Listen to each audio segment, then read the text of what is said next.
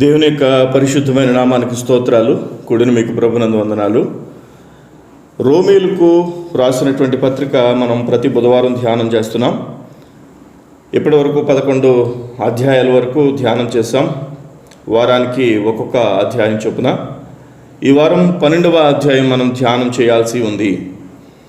అపోస్తలుడైనటువంటి పౌలు రోమీలకు రాసినటువంటి పత్రిక 12వ అధ్యాయము మొదటి వచనాన్ని చదువుకుందాం.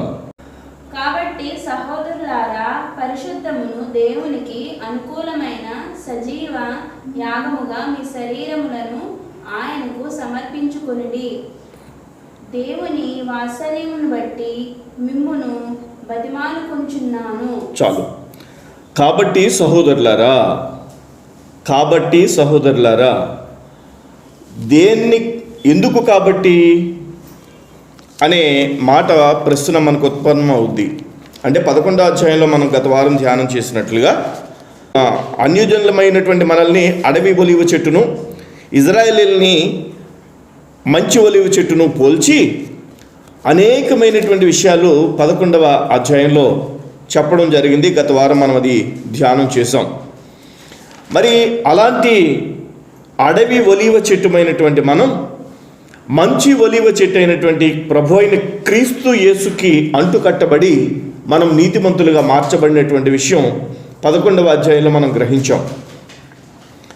కాబట్టి సహోదరులరా, పరిశుద్ధమును దేవునికి అనుకూలము అయిన సజీవ యాగముగా మీ శరీరములను ఆయనకు సమర్పించుకునుడని దేవుని వాత్సల్యమును బట్టి మిమ్మును బతిమాలుకొనుచున్నాను. ఇట్టి సేవ మీకు యుక్తమైనది. ఈ తెలుగు బైబిల్లో ఈ విధంగా ఉంది, కానీ ఇంగ్లీష్ బైబిల్ కనుక మనం చదివితే ఇంగ్లీష్ తర్జుమాలో బైబిల్ గ్రంథంలో ఈ విధంగా వ్రాయబడింది. ఇంగ్లీష్ బైబిల్లో రోమీలకు రాసినటువంటి పత్రిక మొదటి అధ్యాయం నేను చదువుతున్నాను. For this reason I make request to you brothers by the mercies of God that you will give your bodies as a living offering, holy, pleasing to God, which is the worship it is right for you to give him. ఇక్కడ English Bible ఎందుకు చదివానంటే, తెలుగు బైబిల్లో ఉండేటువంటి ఆ వచనానికి English బైబిల్లో ఉండేటువంటి వచనానికి కొద్దిగా వ్యత్యాసం కనిపిస్తుంది. తెలుగు బైబిల్లో ఏమని చదువుతున్నాం? కాబట్టి సహోదరులారా, పరిశుద్ధమును దేవునికి అనుకూలమైన సజీవ యాగముగా మీ శరీరములను ఆయనకు సమర్పించుకునుడని దేవుని వాత్సల్యమును బట్టి మిమ్మును బతిమాలుకొనుచున్నాను అనుంది. అవునా? కానీ ఇంగ్లీష్ తర్జుమాలో లేదా ఆదిమ హిబ్రూ గ్రీకు బైబిల్లో మనం చదివినట్లయితే ఎలా ఉంటుంది? అపోస్తలుడైనటువంటి పౌలు బ్రతిమలాడుతున్నాడు. ఎవరిని? రోమీల్ని. ఏమని బతిమాలుతున్నాడు? అక్కడ ఎలా ఉంది? ఇంగ్లీష్ బైబిల్లో కానీ హిబ్రూ గ్రీక్ బైబిల్లో చదివితే ఇలా ఉంటుంది. కానీ తెలుగు తర్జుమాలో ఈ విధంగా ఉంది, కానీ ఇంగ్లీష్ బైబిల్లో లేదా హిబ్రూ గ్రీక్ బైబిల్లో ఈ విధంగా నేను చెప్పబోయే విధంగా ఉంది. ఎలాగో తెలుసా? కాబట్టి సహోదరులారా అని చెప్పి దేవుని వాత్సల్యమును బట్టి అక్కడ ఉండాలి. దేవుని వాత్సల్యమును బట్టి ఇక్కడ ఏమనుంది? తెలుగు బైబిల్లో దేవుని వాత్సల్యమును బట్టి మిమ్మును బతిమాలుకొనుచున్నానని ఉంది. అలా కాదు ఇంగ్లీష్ బైబిల్లో ఉన్నది. దేవుని వాత్సల్యమును బట్టి పరిశుద్ధమును దేవునికి అనుకూలమును అయిన సజీవ యాగముగా మీ శరీరములను ఆయనకు సమర్పించుకునుడని ఆయనకు సమర్పించుకునుడని మిమ్మును బతిమాలుచున్నాను. అలా ఉండాలి. మరలా చెప్పనా? మరలా బాగా వినండి. ఇంగ్లీష్ కానీ ఆదిమ హిబ్రూ గ్రీక్ బైబిల్లో మనం చూస్తే ఎలా ఉంటుంది అని అంటే, కాబట్టి సహోదరులారా, దేవుని వాత్సల్యమును బట్టి పరిశుద్ధమును దేవునికి అనుకూలమునైన సజీవ యాగముగా మీ శరీరములను ఆయనకు సమర్పించుకునుడని మిమ్ములు బతిమాలుకొనుచున్నాను అని ఉండాలి. కానీ మిమ్మును బతిమాలుకొనుచున్నాను అనే పదం ముందు దేవుని వాత్సల్యమును బట్టి అని చెప్పి వ్రాయబడింది. అంటే దేవుని వాత్సల్యమును బట్టి రోమీలను బ్రతిమలాడడం లేదు పౌలు. దేవుని వాత్సల్యమును బట్టి పరిశుద్ధమును దేవునికి అనుకూలమునైన సజీవ యాగముగా శరీరమును ఆయనకు సమర్పించండి అని మరి ఈ యొక్క రోమీలను బ్రతిమలాడుచున్నాడు. దేవుని వాత్సల్యాన్ని బట్టి అలా సమర్పించండి అని. అంటే మనము దేవుని వాత్సల్యాన్ని బట్టి, దేవుని యొక్క వాత్సల్యాన్ని బట్టి, ఆయనలో ఉండేటువంటి క్షమాగుణాన్ని బట్టి, ఆయనలో ఉండేటువంటి గొప్ప కరుణను బట్టి, ఆయన మనల్ని క్షమించినటువంటి విధానాన్ని బట్టి, మన ఎడలు చూపిన వాత్సల్యాన్ని బట్టి మనం ఏం చేయాలట? పరిశుద్ధమును దేవునికి అనుకూలమునైన సజీవ యాగము, అంటే బ్రతికి ఉండగానే మన శరీరములను ఆయనకు సమర్పించుకునుడని మరి మిమ్మును బతుమాలుకొనుచున్నాను. ఇది ఎలా జరగాలంటే, ఆయనకి ఎలా సమర్పించగలమంటే దేవుని వాత్సల్యాన్ని బట్టి సమర్పించగలం. అది అక్కడ ఉండాల్సినటువంటి పదం. దేవునికి అప్పుడు ఆ పదానికి ఒక రూపం, ఆ పదానికి ఒక చక్కని తాత్పర్యం ఉంటుంది. అంటే దేవుని యొక్క వాత్సల్యాన్ని బట్టి మనం దేవునికి మనము కానుకగా సమర్పించబడేటువంటి అవకాశం ఉంటుంది. దేవునికి స్తోత్రం. లేకపోతే వాత్సల్యం లేకపోతే దేవునికి మన శరీరము, మన సజీవ యాగంగా మనం సమర్పించే శరీరం దేవునికి కానుక కానేరదు. ఇప్పుడు మనం 2వ వచనంలోకి వెళ్దాం. మీరు ఈ లోక మర్యాదను అనుసరింపక ఉత్తమమును అనుకూలమును సంపూర్ణమునై ఉన్న దేవుని చిత్తమేదో పరీక్షించి తెలుసుకున్నట్లు మీ మనసు మారి నూతన మొగట వలన రూపాంతరము పొందుడి. ఆ మొదటి వచనం చివరిలో అంటాడు, ఇట్టి సేవ మీకు యుక్తమైనది. ఎట్టి సేవ? మన యొక్క శరీరం దేవునికి కానుకగా సమర్పించినటువంటి సేవ, మన శరీరంతో దేవునికి చేసేటువంటి స్తుతి. అంటే మనం పాడినా, మనము స్తుతించినా, మనం చప్పట్లు కొట్టినా, మనం సేవ చేయడానికి నడిచినా అది దేవుని యొక్క సేవ. ఆ సేవ మనకి యుక్తమైనదట, అంటే మంచిదట, బెస్ట్, లేదా గుడ్ థింగ్ అనమాట. మీరు ఈ లోక మర్యాదను అనుసరింపక, లోక మర్యాద అంటే లోకములో, ఈ యుగములో ఒక మర్యాద ఉంటుంది. మర్యాద అంటే ఏమీ లేదు, ఒక క్రమము. ఒక కాలేజీకి వెళ్తే ఒక క్రమం ఉంటుంది, రైల్వే స్టేషన్కి వెళ్తే ఒక క్రమం ఉంటుంది కదండి, బస్ స్టేషన్కి వెళ్తే ఒక క్రమం ఉంటుంది. ఏమండి, మనం ఇంకా అబ్జర్వ్ చేస్తే సినిమా హాల్లో కూడా క్రమం ఉంటుంది. లోక క్రమము వేరు, చెప్పండి, దేవుని యొక్క పిల్లల క్రమము వేరు. మరి ఒక రాజకీయ సభ జరిగిందనుకోండి, 1,00,000 మంది కనుక అక్కడికి వచ్చారనుకోండి, వాళ్ళు కంట్రోల్ చేయడానికి పోలీసులు ఎంతమంది కావాలో తెలుసా?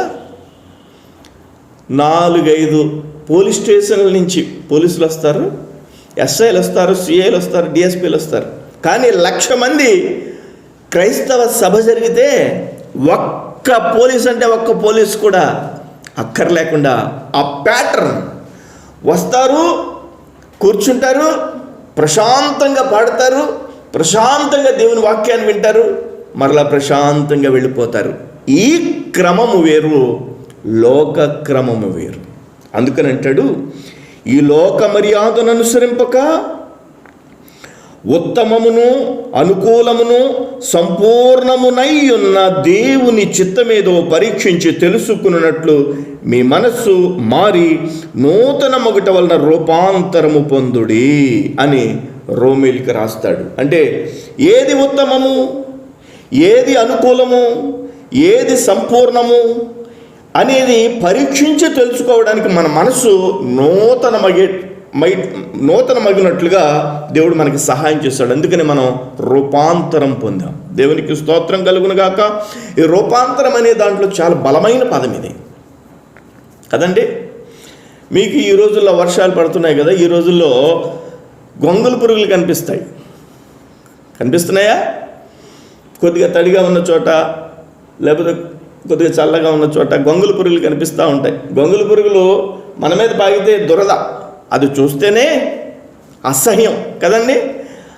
అవి బట్టల మీద పాగితే ఆ బట్టలు మనం వేసుకుంటే, ఆ బట్టలు వేసుకున్నా కానీ దురద కదండి. కానీ గొంగళి పురుగు ఏం చేస్తుందంటే ఒక గూడు కట్టుకుంటుంది, ఆ గూడులో కొన్ని రోజులు నివసిస్తుంది, ఆ తర్వాత గూడు నుంచి బయటకు వచ్చేటప్పుడు దాని రూపం మార్చుకుంటుంది. అది ఎలా వస్తుందంటే సీతాకొక చిలుకలాగా వస్తుంది. అంతకుముందు అసహించుకున్నటువంటి అదే జీవిని మనం ఏం చేస్తున్నాం? ఆ సీతాకోక చిలుక చూసి ఆశ్చర్యపోతున్నాం. గొంగళి పురుగు ఎక్కడ తిన్నది? అసహ్యమైంది తిన్నది. మరి సీతాకోక చిలుక అయిపోయిన తర్వాత ఎక్కడ తింటుంది? పువ్వుల మీద ఉన్న మకరందాన్ని, అంటే తేనెను తింటుంది. దేవునికి స్తోత్రం.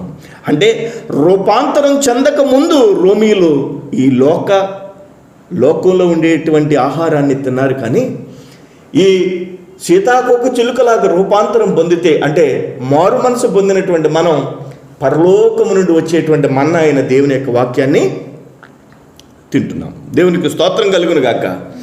కాబట్టి మీరు ఆ విధంగా లోక మర్యాదను బట్టి నడుచుకోకండి అని చెప్తున్నాడు. 3వ వచనం, తన్ను తాను ఎంచుకొనదగిన దానికంటే ఎక్కువగా ఎంచుకొనక. చదవండి, మరలా చదవండి ఆ వచనం. అంటే ఏంటి?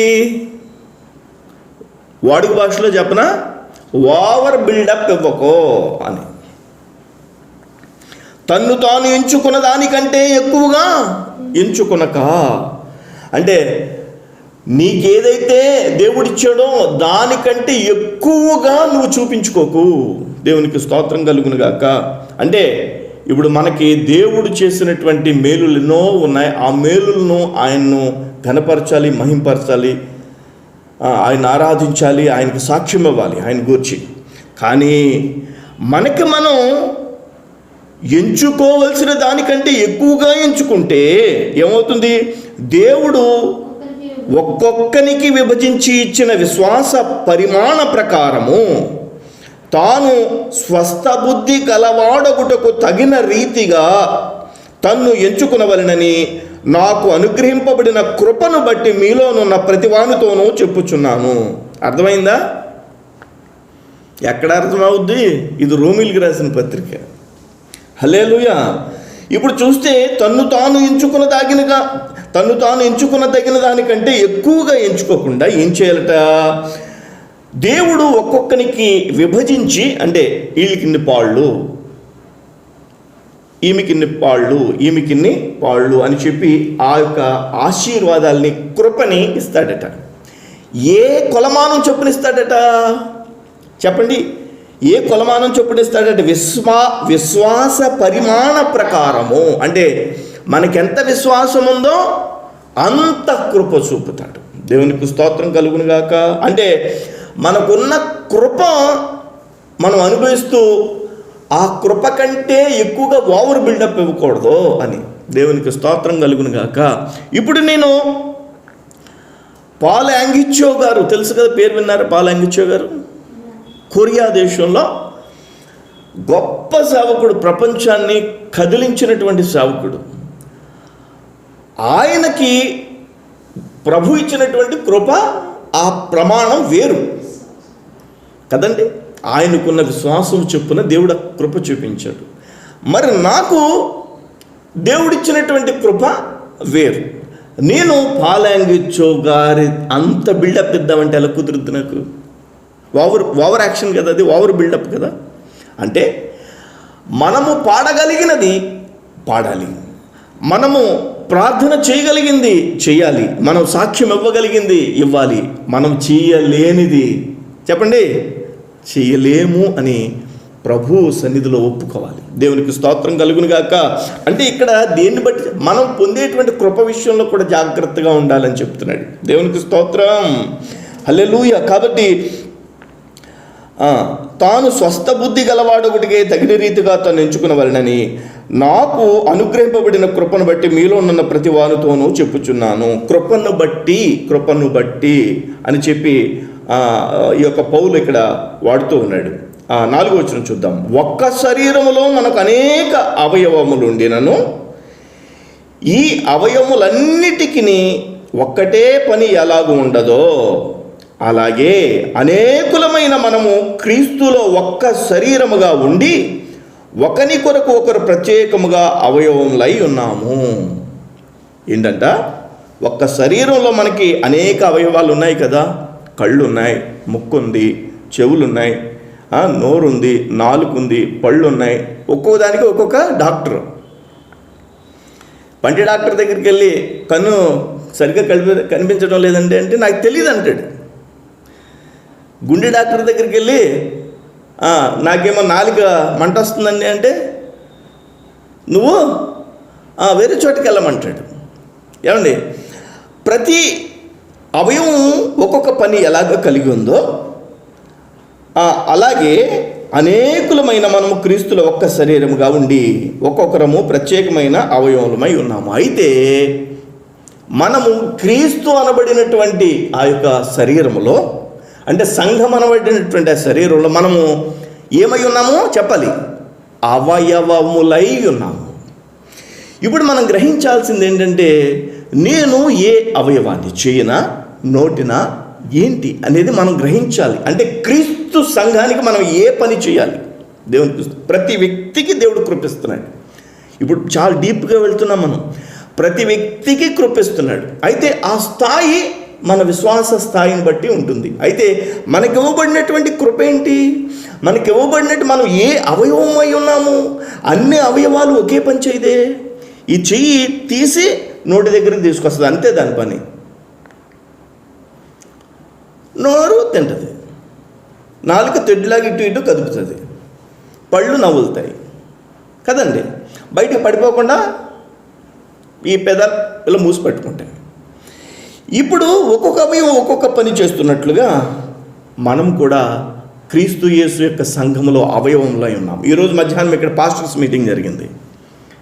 చక్కని మీటింగ్ జరిగింది. ఈరోజు మధ్యాహ్నం చక్కగా భోజనాలు చేసి ప్రార్థన చేసాం, దేవుని స్తుతించాం, కొన్ని విషయాలు మాట్లాడుకున్నాం, భోజనం చేసి మరి వెళ్ళారు పాస్టర్స్ అందరూ. అయితే వేరు సంఘాల నుంచి వచ్చారు వాళ్ళు, వేరు బ్యాక్గ్రౌండ్స్ నుంచి వచ్చారు వాళ్ళు, వేరు ప్రాంతాల నుంచి వచ్చారు వాళ్ళు. ఇక్కడ కూర్చున్నాం, ప్రభుని స్తుతించాం, ఒకటే విషయాన్ని చర్చించుకున్నాం, దేవుని మహింపరిచాం. దేవునికి స్తోత్రం కలుగును గాక. అయితే ఇప్పుడు మనము సంఘములో ఉన్న మనం ఏం చేయాలంటే, ప్రభు యొక్క శరీరములో ఒక అవయవముగా ఉన్నాము అనే విషయాన్ని గ్రహించాలి. దేవునికి స్తోత్రం. అయితే చూడండి 6వ వచనం, మనకు అనుగ్రహింపబడిన కృప చొప్పున వేర్వేరు కృపావరములు కలిగిన వారమై ఉన్నాము గనుక. అంటే మనకు కృప అనుగ్రహించబడింది కదా, ఆ కృప ఎలా వచ్చింది ఇంతకు ముందు అధ్యాయంలో అంటే, అడవి ఒలీవ చెట్టు అయిన మనము మంచి ఒలీవ చెట్టు అయినటువంటి ప్రభు అయిన యేసుక్రీస్తుకి ఇక్కడ మనం నరికివేయబడి ఇలా తీసుకొచ్చి దీనికి అంటుకట్టబడ్డాం. ఇప్పుడు వేళ్ళేవి, మంచి ఒలీవ చెట్టు యొక్క వేళ్ళు. ఈ అడవి ఒలీవ చెట్టు కూడా పెరుగుతోంది. దేవునికి స్తోత్రం. కాబట్టి మనము ఏమయ్యామంటే ప్రభు యొక్క కృపను పొందాం. ఈ కృపను పొందినందుకు మనకి కృపావరములు ఇచ్చాడు కనుక కృపావరములు కలిగిన వారమై ఉన్నాము కనుక ప్రవచన వరమైతే విశ్వాస పరిమాణము చొప్పున ప్రవచింతుము. ప్రవచన వరము అనేది ఉంది ఈ క్రొత్త నిబంధన కాలంలో కూడా, అంటే ప్రవచించడం అన్నమాట. దేవునికి స్తోత్రం. ఒక్కొక్క సేవకునికి ఒక్కొక్క వరం ఉంటుంది, లేదా ఒక్కొక్క విశ్వాసికి ఒక్కొక్క వరం ఉంటుంది. ప్రభా నాకు ప్రవచన వరం ఉందా, ప్రభా ప్రవచన వరం నాకు ఇస్తావా అని చెప్పి మనం అడగొచ్చు. అది మనకు ఉందా లేదా అనేది మనం పరీక్ష కూడా చేస్తాం. ప్రవచన వరం అంటే ఏంటి? ప్రవచన వరం అంటే ఏంటి? ప్రవచన వరం అంటే మనము ప్రజల ముందు లేదా సంఘము ముందు వచించేది ప్రవచనము. అర్థమైందా? అంటే దేవుని యొక్క వాక్యములో ఉండేటువంటి విషయము, లేదా దేవుడు మనకు బయలుపరిచినటువంటి విషయము సంఘము ముందు వచించడము ప్రవచనము అంటారు. అంటే ఏంటన్నమాట? ముందు అని చెప్పండి. వచనము అంటే మాట లేదా పదము. ఇప్పుడు దీపం ఉందనుకోండి, అది మామూలు దీపం. ప్రదీపము అని అన్నారనుకోండి, అది దేవుని పాత నిబంధన కాలంలో ప్రభు ముందు పెట్టబడినటువంటి దీపము. ప్రదీపము ముందు పెట్టబడింది. అర్థమైందా? ప్రవచనము అంటే ప్రజల ముందు ప్రజల ముందు తెలియజేసే వచనం. దేవునికి స్తోత్రం కలుగును గాక. అంటే ప్రవచన వరం ఉంది అని అంటే ప్రవచన వరం అయితే విశ్వాస పరిమాణము చొప్పున ప్రవచింతుము. పరిచర్య అయితే పరిచర్యలోను,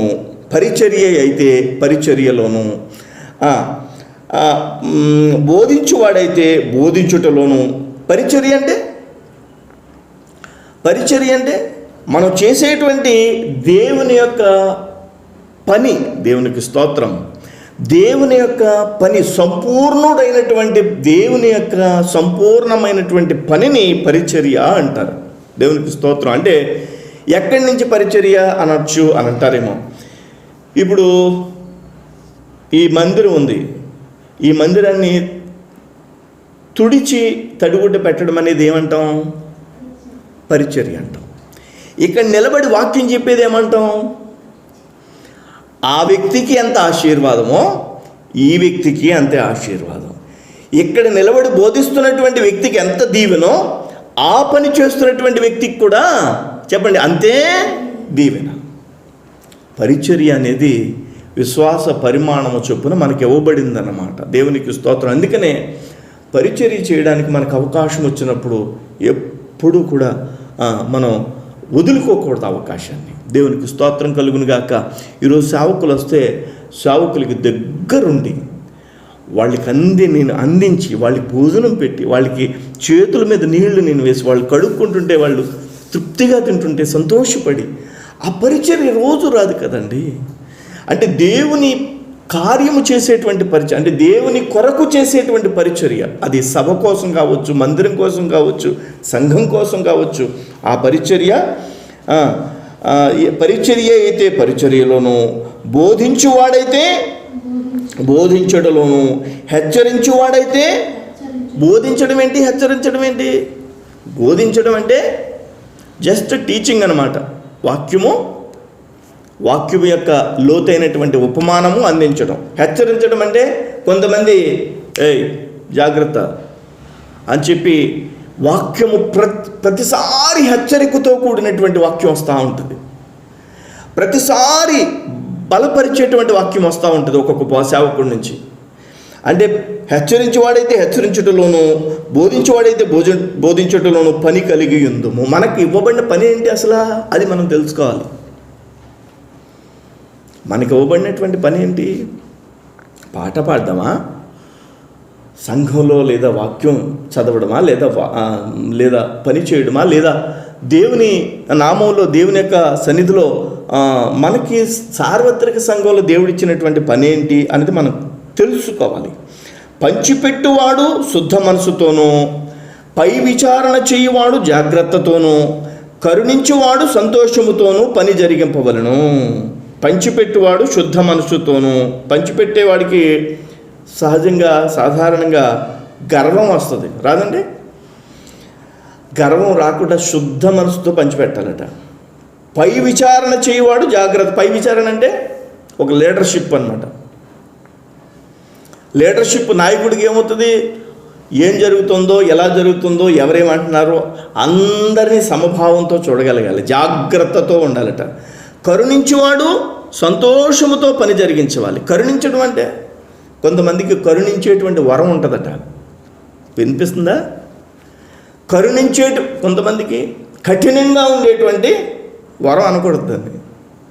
కొంతమందికి కరుణించేటువంటి అదొక వరం కరిగిపోవడం అనేది. దేవునికి స్తోత్రం. అది నిజంగానే కరుణించేటువంటి మనస్తత్వం, అది దేవుని వరం. అది ఇంకా పంచిపెట్టేటువంటిది, అది దేవుని వరం. అది ఇంకా నాయకత్వం దేవుని వరం. అది బోధించడం దేవుని వరం, ప్రవచించడం దేవుని వరం. అది ప్రభువా నాకు ఇచ్చిన వరం ఏంటయ్యా నువ్వు అని ఎప్పుడైనా మీరు అడిగారా? అయితే ఈరోజు అడగాలి మనం. ప్రభువా ఇంతకాలం నుంచి నేను విశ్వసిస్తున్నాను, అసలు నువ్వు నాకు ఇచ్చిన వరం ఏంటయ్యా? నువ్వు నాకు ఇచ్చిన పని ఏంటి? నాకు అర్థం కావాలి, ఒక సూచన కావాలి. దేవుడు నిశ్చయంగా తెలియజేస్తాడు. దేవునికి స్తోత్రం కలుగును గాక. ఈ యొక్క దేవుని యొక్క వాక్యాన్ని పట్టుకుని బోధిస్తానని అనుకోలేదు. ప్రభు నా నోట జ్ఞానవాక్యాన్ని, బుద్ధివాక్యాన్ని ఉంచి పలు చోట్ల వాడుకోవడానికి ప్రభు సహాయం చేస్తూ వస్తున్నారు. అది కృపావరం. దేవునికి స్తోత్రం కలుగును గాక. అంతేకాదు, ఇంకా తర్వాత వచనం చదువుదాం, 9వ వచనం. మీ ప్రేమ నిష్కపటమైనదై ఉండవలెను, చెడ్డదానిని అసహించుకుని మంచిదానిని హత్తుకుని ఉండేడి. మీ ప్రేమ నిష్కపటమైనదై అంటే కపటము లేని ప్రేమ. ఏంటి, కపటం ఉండే ప్రేమ కూడా ఉంటుందా? ఉంటుందనే కదా దాని అర్థం. అంటే ప్రేమించినట్టుగా నటించి కపటమైనది మనసులో ఉంచుకోవడం ఏమవుతుందట? కపటమైనటువంటి ప్రేమ అట. అంటే ప్రేమించుతూ ప్రేమ నిష్కపటమైనదై ఉండాలట. దేవునికి స్తోత్రం కలుగును గాక. అంటే ప్రేమ వేరు, నిష్కపటమైనటువంటి ప్రేమ వేరు. నిష్కపటమైనటువంటి ప్రేమ ఎలాంటిదంటే ఎంత కష్టపెట్టినా, ఎంత అన్యాయం చేసినా ప్రేమిస్తూనే ఉంటుంది. దేవునికి స్తోత్రం కదండి. ప్రభు యేసుక్రీస్తు వారు మన కోసం చేసినటువంటి ప్రేమ నిష్కపటమైనటువంటి ప్రేమ. హల్లెలూయా. ఇంకా నిష్కపటమైనటువంటి ప్రేమ కలిగి ఉండాలట. చెడ్డదానిని అసహించుకుని మంచిదానిని హత్తుకుని ఉండుడి. చెడ్డదానిని అసహించుకుని మంచిదానిని. రే, నేను ప్రభువుని నమ్ముకున్నాను కానీ లేకపోతే ఈ పాటికి చెంప చెళ్ళు అనిపించేది. నువ్వు అసలు ప్రభువుని నమ్ముకున్నాను కానీ లేకపోతే ఈ పాటికి మొత్తం నిన్నేం చేద్దునంటే అది చేద్దును అని ఎప్పుడన్నా మీరు అన్నారా? పోనీ ఎవరైనా అనడం మీరు విన్నారా? ఇక్కడ అదే ఉంది. ఏమని చెడ్డదానిని అసహించుకుని మంచిదానిని హత్తుకునండి. మంచిదానిని హత్తుకున్నాం మనం. మంచిదానిని అంటే ప్రభు అయిన యేసుక్రీస్తు యొక్క వాక్యాన్ని ఎలా హత్తుకున్నాం? చెడ్డదానిని అసహించుకుని. అంటే ఆ యొక్క అంటే ప్రభువుని నమ్ముకున్నాను కాబట్టి కొట్టకుండా ఉండలేదు, లేకపోతే కొట్టేద్దును చెప్పచ్చు. అంతే కదా దాని అర్థం. అంటే ప్రభువును నమ్ముకున్నాను కాబట్టి కొట్టడం లేదంటే దాని అర్థం ఏంటి? కొట్టడం అనేదాన్ని అసహించుకోలేదు మనం కదా, అవునా? అంటే చెడ్డదానిని అసహించుకుని మంచిదాన్ని. ఇప్పుడు ఏమంటున్నాడంటే ప్రభు, నువ్వు మంచిదాన్ని హత్తుకుంటున్నావు కరెక్టే, కానీ చెడ్డదానిని కూడా అసహించుకోవాలి అని అన్నాడు. దేవునికి స్తోత్రం. మనం ఒక్కొక్కరం పరిశీలన చేసుకుంటే అసహించుకోవాల్సిన ఏమేమైతే ఉన్నాయో వాటన్నిటి మీద మరి అసహ్యత మనకి. అంటే ఇలా ఉన్నాను కాబట్టి అలా చేయలేదు, లేకపోతే అనేటువంటి అన్నీ కూడా మనం అసహించుకోవడానికి ప్రభువే మనకి సహాయం చేయును గాక. హల్లెలూయా. 10వ వచనం చదువుదాం. సహోదర ప్రేమ విషయములో ఒకని యందొకడు అనురాగము గలవారై ఘనత విషయములో ఒకరినొకడు గొప్పగా ఎంచుకునుడి. సహోదర ప్రేమ విషయంలో ఒకరినొకడు అనురాగము గలవారై. అనురాగము అనే పదం బైబిల్లో ఉందా అని చాలా కాలం నేను బైబిల్ చదువుకున్న క్రొత్తలో అనుకున్నా. అనురాగం ఎంత కమ్మని మాట అండి, అది ఎంత చక్కని మాట. దేవునికి స్తోత్రం కలుగును గాక. సహోదర ప్రేమ అంటే అక్క చెల్లి, అన్నయ్య తమ్ముడు, ఈ సహోదర ప్రేమ ఈ విషయంలో ఒకని యందొకడు అనురాగం గలవారై ఉండాలట. దేవునికి స్తోత్రం కలుగును గాక. మనందరికీ ప్రభువైన యేసుక్రీస్తు ఒక సహోదరుడిగా వచ్చాడు. ఆయన సహోదరుడిగా వచ్చి మనకు అనురాగపు యొక్క రుచి చూపించాడు. దేవునికి స్తోత్రం కలుగును గాక. ఘనత విషయములలో ఒకరినొకడు గొప్పగా ఎంచుకునుడి. మా చిన్నప్పుడు ఒక తెలుగు మాస్టర్ ఉండేవారు, ఆయన చెప్పేవారు అనమాట. డబ్బాలు రకాలు చెప్పారనమాట. డబ్బాలు సొర డబ్బా, పర డబ్బా, సొర పర డబ్బా. అర్థమైందా? 3 రకాలను. సొర డబ్బా అంటే సొంత డబ్బా, నేను అలాంటి ఉండవచ్చు, నేను ఎలాంటి ఉండవచ్చు, నేను అంతటి ఉండవచ్చు, నేను ఎంతటి ఉండవచ్చు అని చెప్పి సొర డబ్బా. పర డబ్బా అంటే అయ్య బాబోయ్ మీరు చాలా గొప్పవాళ్ళండి బాబు, అయ్య బాబు మీరు అంతటోళ్ళండి బాబు, ఇంతటోళ్ళండి బాబు, పర డబ్బా. సొర పర డబ్బా అంటే అయ్య బాబోయ్ నేను చాలా గొప్పండి, నువ్వు కూడా గొప్పడివే, నేను గొప్పండి, నువ్వు గొప్పడివే. ఇక్కడ ఏమంటాడంటే ఘనత విషయములలో ఒకరినొకడు గొప్పగా ఎంచుకొనిడి. దేవునికి స్తోత్రం. హల్లెలూయా. అంటే ఇప్పుడు మన ప్రక్కనున్న సహోదరుని లేదా సహోదరుడిని మనకంటే ఘనతగా ఎంచుకోవడం అనేది మనల్ని ఏం చేస్తుందంటే ఘనతలోనికి నడిపిస్తుంది. దేవునికి స్తోత్రం. హల్లెలూయా. అంటే ఏ మాటకు ఆ మాటే అనుకోవాలి, కానీ మొత్తం మా సంఘంలో నా అంత బాగా ఎవరు పాడలేరు అని అన్నాను అనుకోండి, ఏమవుద్ది? ఘనహీనత అవుతుంది అది. ఇప్పుడు వాళ్ళు నాకంటే బాగా పాడగలరు కానీ పాడలేకపోతున్నారు, కానీ ట్రై చేస్తే నాకంటే నేనేమన్నా పెద్ద సింగర్నా అని మనలో మనం అనుకుంటే వెంటనే ఏమంటాం? ప్రక్క వాళ్ళని, నువ్వు బాగా పాడతావు, నేనేమన్నా గొప్ప సింగర్నా, నువ్వు బాగా పాడతావు అని అనగలం. దేవునికి స్తోత్రం కలుగును గాక. ఇప్పుడు అదే అంటున్నాడు, ఘనత విషయంలో ఒకరినొకడు గొప్పగా ఎంచుకునుడి, ఆసక్తి విషయంలో మాంద్యులు కాక. మాంద్యులంటే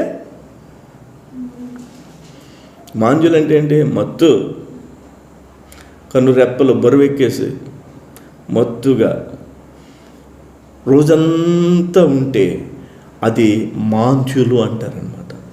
ఆసక్తి విషయంలో మాంద్యులు కావద్దు. అంటే ప్రార్థన విషయంలో ఏం చేయాలి? మత్తుగా బద్ధకంగా ఉండకూడదట. వాక్యం చదివే విషయంలో బద్ధకంగా ఉండకూడదట, మత్తుగా ఉండకూడదట. ఆసక్తి విషయంలో మాంద్యులు కాక ఆత్మయందు తీవ్రత గలవారై ప్రభువుని సేవించుడి. ప్రభువుని సేవిస్తున్నాం కానీ తీవ్రత కలిగినటువంటి, ఆత్మయందు తీవ్రత కలిగినటువంటి ఆ యొక్క సేవించేటువంటి అనుభవంలోనికి మనం వెళ్ళామా లేదా అనేది పరిశీలించాలి. దేవునికి స్తోత్రం. ఆత్మయందు తీవ్రత అంటే ఏంటి? ఆత్మయందు ప్రభు అని అంటమా? ఆత్మయందు తీవ్రత అంటే మనలో ఉన్న ఆత్మ ప్రభు అయినటువంటి దేవుని ఆత్మకు అనుసంధానమైపోవడమే. దేవునికి స్తోత్రం. అంటే దాని ఎగ్జాంపుల్ ఎలాగంటే, మన దగ్గర జియో సిమ్ ఉందనుకోండి, ఆ జియో సిమ్ ఎక్కడికి కనెక్ట్ అవుతుందో తెలుసా? డైరెక్ట్గా ఆ ఊళ్ళో ఉండేటువంటి లేదా చుట్టుపక్కల ఉండేటువంటి ఆ సెల్ టవర్ ఉంటుందే, ఆ సెల్ టవర్కి కనెక్ట్ అయి ఉంటుంది. ఆ సెల్ టవర్ ఎక్కడికి కనెక్ట్ అయి ఉంటుందో తెలుసా? డైరెక్ట్గా శాటిలైట్గా కనెక్ట్ అయి ఉంటుంది. అంటే మన మాట సెల్ టవర్కి వెళ్ళి, సెల్ టవర్ నుంచి శాటిలైట్కి వెళ్ళి, ఆ శాటిలైట్ నుంచి మరలా ఏ సెల్ టవర్కి వెళ్ళాలో వెళ్ళి, ఆ సెల్ టవర్ నుంచి ఆ ఫోన్కి వెళ్తుంది. ఎంత ఉంది? డైరెక్ట్గా ఈ ఫోన్ నుంచి ఆ ఫోన్కి వెళ్ళిపోదు. ఇప్పుడు మనం ఏం చేయాలి? ఆత్మయందు తీవ్రత గలవారమై అంటే దాని అర్థం ఏంటంటే ఆ శాటిలైట్తో మనం ఏం చేయాలంటే కనెక్టివిటీ కలిగి ఉండాలి. దేవునికి స్తోత్రం. అది తీవ్రత కలిగి ఉండడం అంటే. ఆత్మయందు తీవ్రత గలవారై ప్రభువుని సేవించుడి, నిరీక్షణ గలవారై సంతోషించుచు. ఎప్పుడు సంతోషించగలం చెప్పండి? నిరీక్షణ ఉంటేనే కానీ సంతోషిస్తాం. ముందున్నాయి ఒక మాట ఉంది, ముందుందులే చెప్పండి. నోట్లోకి వస్తుంది కానీ చెప్పడం లేదు మీరు. ముసళ్ళ పండగ అనే పదం విన్నారా? ముందుందులే ముసళ్ళ పండగ అని అంటారా? అంటే ఆ పదంలో ఏమి లేదు, నిరీక్షణ లేదు. రాబోయే రోజులన్నీ మంచి రోజులే, రాబోయే రోజులన్నీ నా కోసం మేలుకరమైనవే అని మనం చెప్పడం అనేది దేవుని యొక్క మహాకృప. దేవునికి స్తోత్రం కలుగును గాక. కాబట్టి మనం గ్రహించాల్సింది ఏంటంటే, దేవా నీవు నీ యొక్క మహాకృపలో మమ్మల్ని ఆశీర్వదించావు, దీవించావు తండ్రి.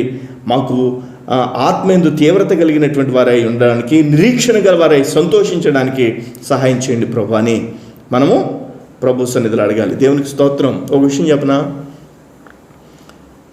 ఈ పాటికి ప్రభు కృప లేకపోతే 1000 సార్లు చచ్చిపోవాలి నేను. అన్ని సమస్యలు 1000 సార్లు చచ్చిపోవాలి, అన్ని సమస్యలు. కానీ ప్రతి సమస్యలోనూ నాకు సంతోషం ఎలా ఉంటుందంటే, నా గురించి బాగా తెలుసున్న వాళ్ళు అంటారు, నువ్వు ఎలా బతుకుతున్నావా అసలు, ఎలాగ ఎలాగ బ్రతుకుతున్నావయ్యా, ఎలాగ ఇంత శ్రమల్లోంచి ఎలాగ వస్తున్నావయ్యా? ఏ మొహం చూస్తే ఎప్పుడు ఏ బాధ బందీ లేనోడిలాగా ఉంటావు?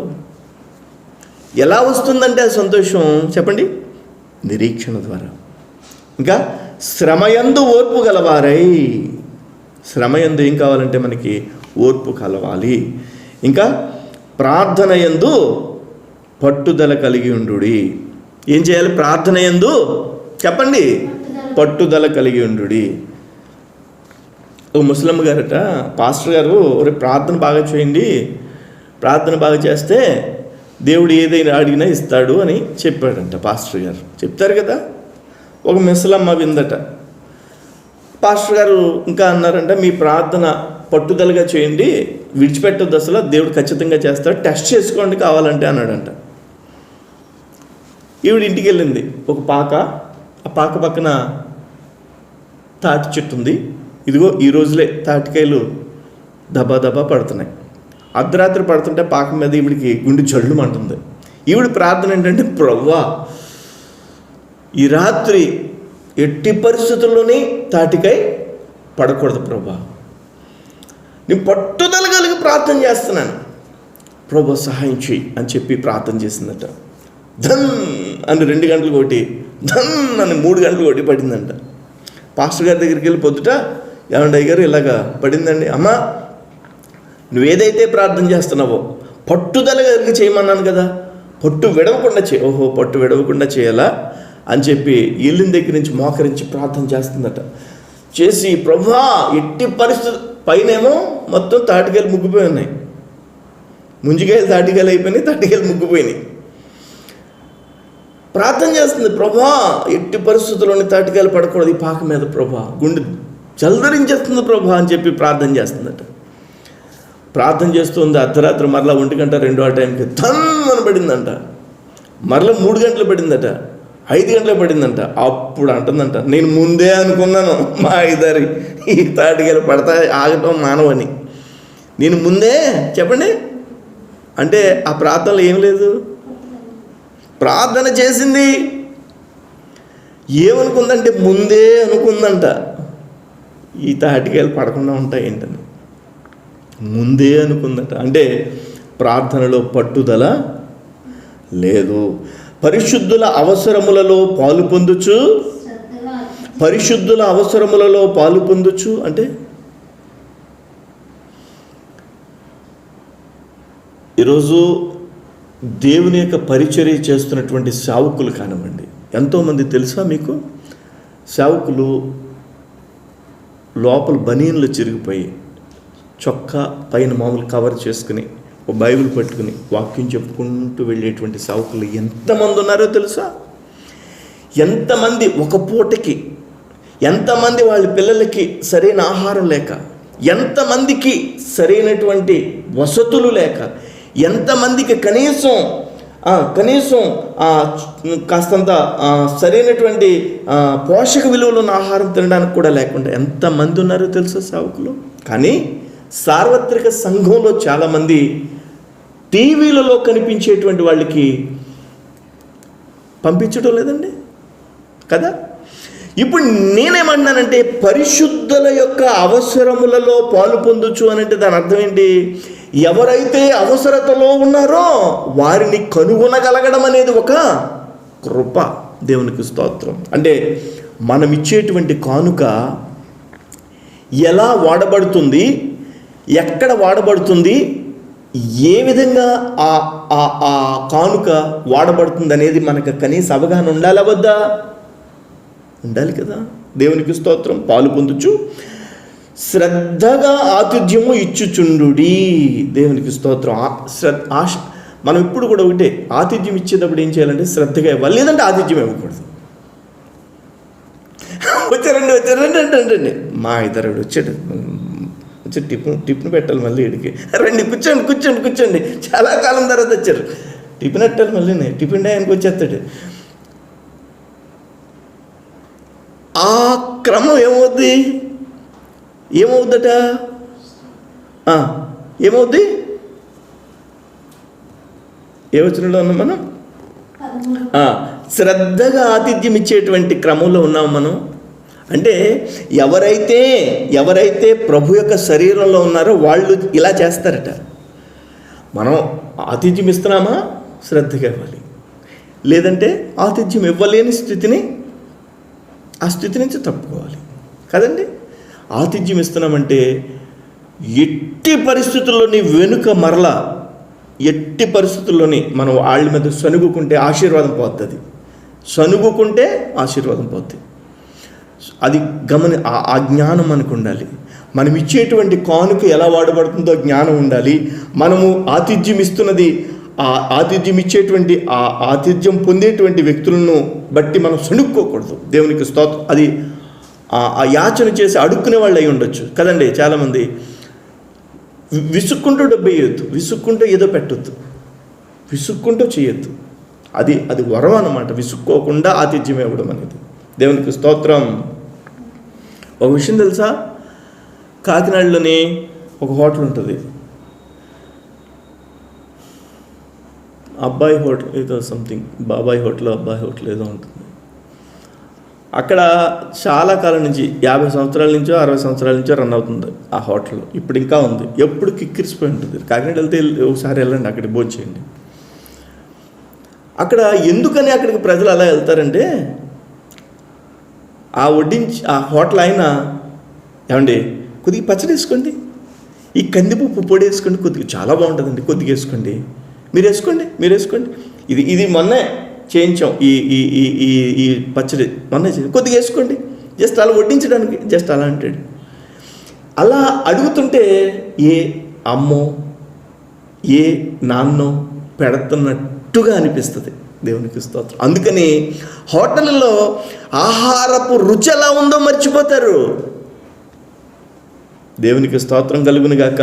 కాబట్టి ఏం చేయాలట, పరిశుద్ధుల అవసరాలు శ్రద్ధగా ఆతిథ్యం ఇవ్వాలట. ఇంకా 14 వచనం, మిమ్ముని హింసించు వారిని దీవించుడు కానీ. ఏమంటే అది ఈజీగా ఉంటుందా? హింసించే వాళ్ళని దీవించగలమా? ఒకవేళ హింసించే వాళ్ళని దీవించలేకపోతే సంఘములో సభ్యులుగా ఉన్నామని అనుకోవడం నిజమేనా?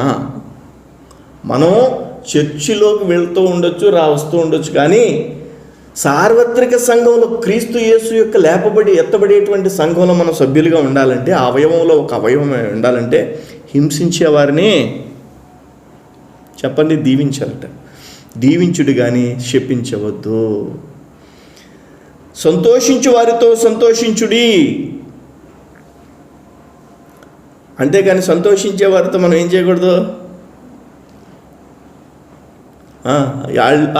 ఈర్ష్యపడకూడదు. ఏడ్చు వారితో ఏడువుడి, ఒకనితో ఒకడు మనసు కలిపి ఉండుడి. హెచ్చు వాటి యందు మనసు ఉంచక. హెచ్చు వాటి యందు మనసు ఉంచకంటే, హెచ్చు వాటి యందు మనసు ఉంచకంటే, నేను కారుకు వాడచ్చు, ఒక 25 లక్షలు 30 లక్షల కారు కనీసం వాడచ్చు, కానీ 4-5 లక్షల రూపాయల కారు కూడా వాడచ్చు. హెచ్చు వాటి యందు మనసు ఉంచక మనకి తగినది కలిగి ఉండడం. నాకు ఇది చాలండి, నాకు ఇది చాలు అని హెచ్చు వాటి యందు మనసు ఉంచక తగ్గు వాటి యందు ఆసక్తులై ఉండడం అనేది మనకు ఆశీర్వాదం. మీకు మీరే బుద్ధిమంతులమని అనుకునవద్దు. మనం బుద్ధిమంతులమని అనుకున్నామా ఇంకంతే, అయిపోయినట్టే. కీడునకు ప్రతి కీడు ఎవ్వరికి నీ చేయవద్దు. కీడు మనకు చేసిన వాళ్ళను, హింస మనల్ని పెట్టిన వాళ్ళు మనం హింసించొద్దు. మనం కీడుకు ప్రతి కీడు చెయ్యవద్దు. మనుషులందరి దృష్టికి యోగ్యమైన వాటిని గూర్చి ఆలోచన కలిగి ఉండుడి. అంటే 3వ పుట్టినట్టు ఉంది, మేలైన వాటిని గూర్చి మనుషులందరి దృష్టికి యోగ్యమైన వాటిని అంటే ప్రజలందరూ, నువ్వు తప్పు చేసావు, లేకపోతే నీకింత కీడు చేసినా నువ్వు ఇలా చేసావు, మంచిది చేసావు అనేటట్టుగా ఉంచుకోండి అని అంటున్నాడు. దేవునికి స్తోత్రం. అనేటట్టుగా ఉంచుకోండి. సఖ్యమైతే మీ చేతనైనంత మట్టుకు సమస్త మనుషులతోనూ సమాధానంగా ఉండుడి.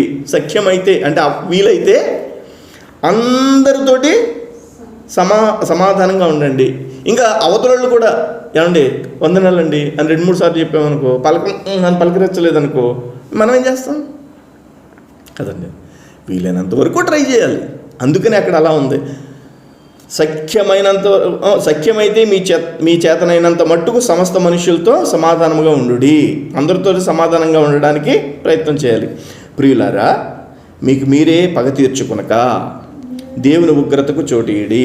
అంటే మనకి కీడు చేసిన వాళ్ళకి మనమే వాళ్ళకి కీడు చేస్తే, లేదా మనకి కీడు చేసిన వాళ్ళకి మనం మేలు చేయకుండా ఉంటే దేవుడికి పగ తీర్చుకునేటువంటి అవకాశం మనం ఇచ్చిన వాళ్ళు అవ్వం కదా.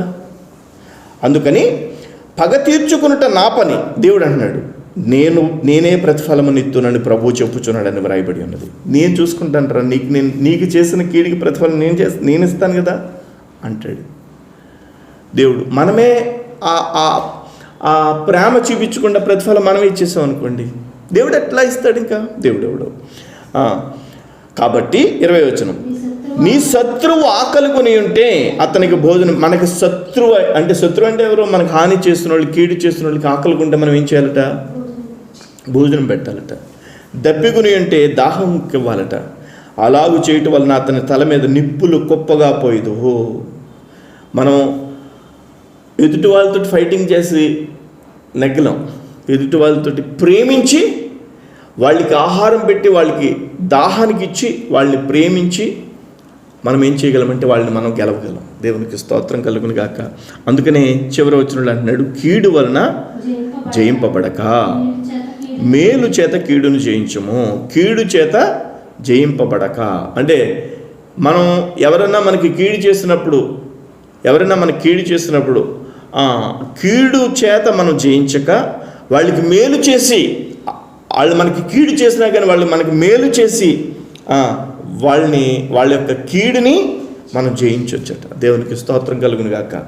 అంటే ఇది చెప్పుకోవడానికి బాగానే ఉంటాయి, కానీ మనము ఆచరించడానికి ప్రభు అయినటువంటి క్రీస్తు యేసు సంఘములో ఒక అవయవములుగా ఉండడానికి ప్రభు యొక్క సన్నిధిలో మనం నేర్చుకోవాలి. ప్రభువా, మాకు కీడు చేసిన వాళ్ళకి దేవా మేము వాళ్ళని ప్రేమించడానికి సహాయం చేయ ప్రభు అని చెప్పి మనం అడగాలి. దేవునికి స్తోత్రం కలుగును గాక.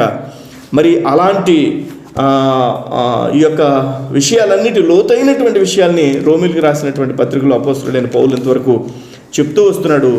దేవుడి మాటలు మన యొక్క హృదయంలో ఫలింప చేయునుగాక. వచ్చే వారం 13వ అధ్యాయాన్ని మనం ధ్యానం చేసుకుందాం. మరి 12వ అధ్యాయం ఇంతటితో మరి పూర్తయింది. 12వ అధ్యాయం వరకు అంటే ప్రతి అధ్యాయం రోమీయులకు రాసినటువంటి పత్రికగా మరి యూట్యూబ్లో సిద్ధంగా ఉంది. కాబట్టి ప్రతి ఒక్కరూ చూసి విని ఈ వర్తమానాల ద్వారా ఆశీర్వదించబడతారని దేవుళ్ళు ఆశిస్తూ శుభాశీస్సులు దేవుడు దీవించునుగాక. ఆమెన్.